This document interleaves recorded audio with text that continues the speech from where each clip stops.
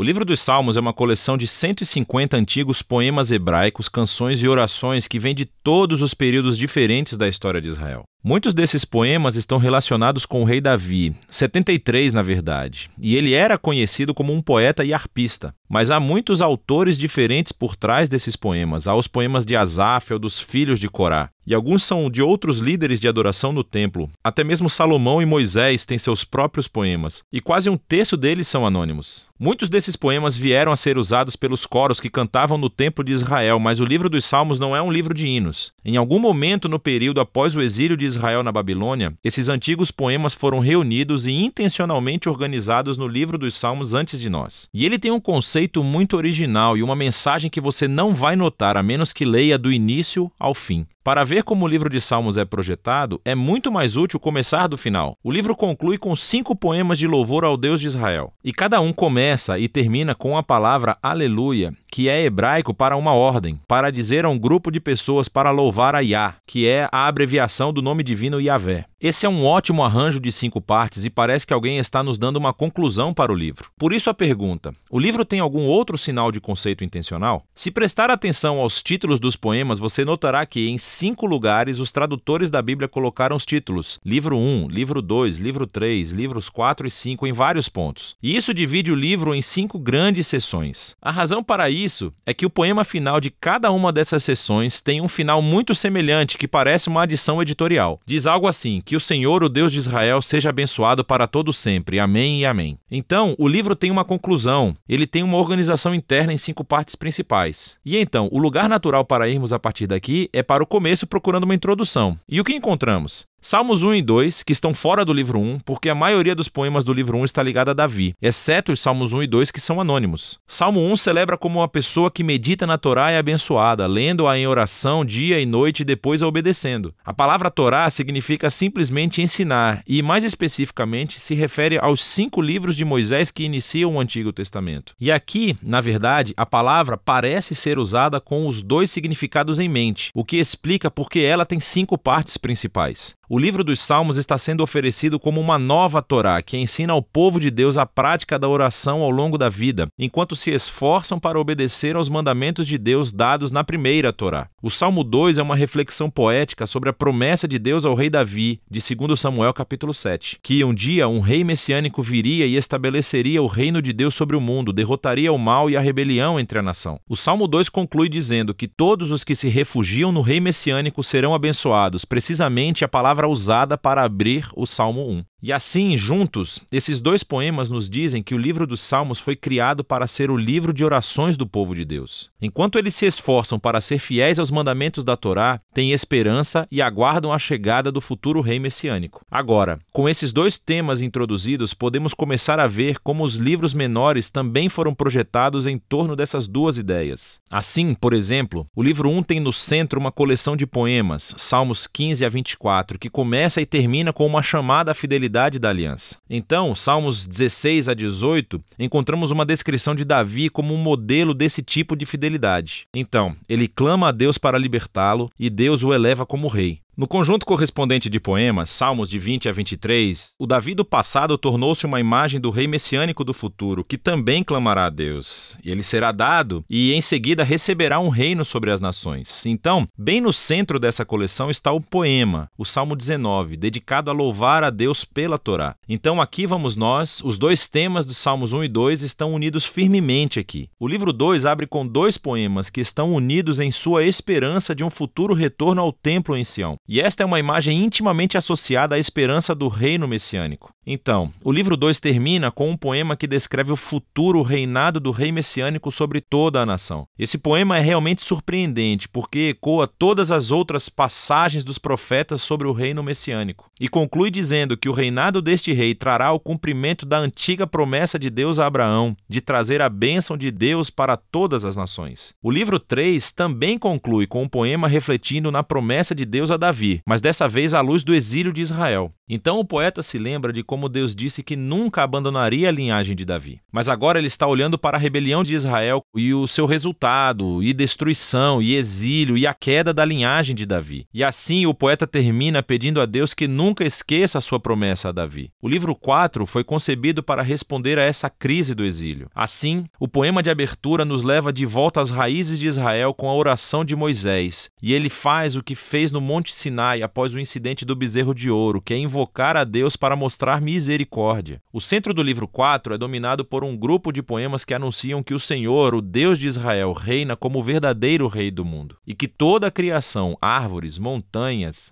rios, todos são convocados para celebrar esse dia futuro, quando Deus trará a sua justiça e reino sobre todo o mundo. O livro 5 abre com uma série de poemas que afirmam que Deus ouve os gritos de seu povo e um dia enviará o futuro rei para derrotar o mal e trazer o reino de Deus. Esse livro também contém duas coleções maiores, uma chamada de Hallel e outra chamada de Cânticos de Peregrinação. Cada uma dessas coleções conclui com um poema sobre o futuro reino messiânico. E essas duas coleções juntas sustentam a esperança de um futuro ato de Deus semelhante ao Êxodo para redimir o seu povo. E então, entre eles está o Salmo 119, o poema mais longo do livro. É um poema de alfabeto, onde cada linha começa com uma nova letra do alfabeto hebraico e explora a maravilha e o dom da Torá como a palavra de Deus para o seu povo. Então, aqui vamos nós. Os temas dos Salmos 1 e 2, Torá e Messias, combinam todos juntos aqui no livro 5, o que nos leva de volta a essa conclusão de 5 poemas. No poema do centro, Salmo 148, toda a criação é convocada para louvar o Deus de Israel, porque, como está escrito, ele levantou um chifre para o seu povo. O chifre aqui é uma metáfora do chifre de um touro erguido em vitória, e essa imagem ecoa de volta a mesma imagem usada na canção de Ana para o capítulo 2 de 1 Samuel, mas também para o Salmo 132 anterior. O chifre é um símbolo para o futuro rei messiânico e a sua vitória sobre o mal é uma conclusão apropriada para esse livro incrível. Aqui está mais uma coisa que você provavelmente não notará se não ler esse livro em ordem. Há muitos tipos diferentes de poemas no livro dos Salmos, mas todos basicamente se enquadram em duas grandes categorias: poemas de lamentação ou poemas de louvor. Poemas de lamentação expressam dor, confusão e raiva sobre quão horrível o mundo é e quão horríveis são as coisas que estão acontecendo com o poeta. E assim, esses poemas chamam a atenção para o que há de errado no mundo e pedem a Deus para fazer algo sobre isso. Há muitos deles no livro, o que nos diz algo importante, que a lamentação é uma resposta apropriada ao mal que vemos em nosso mundo. Mas o que você notará é que os poemas de lamento predominam no início do livro, nos livros de 1 a 3. Mas preste atenção, pois você também verá poemas de louvor ocasionalmente. Os poemas de louvor são poemas de alegria e celebração, e chamam a atenção para o que é bom no mundo e recontam as histórias daquilo que Deus fez em nossas vidas e agradecem a Deus por isso. Nos livros 4 e 5, você notará que os poemas de louvor chegam a superar os poemas de lamentação. E tudo culmina nessa conclusão de aleluia em 5 partes. Então, essa mudança de lamentação para louvor é profunda e nos diz algo sobre a natureza da oração, à medida que esperamos pelo reino messiânico, como o livro nos ensina a fazer.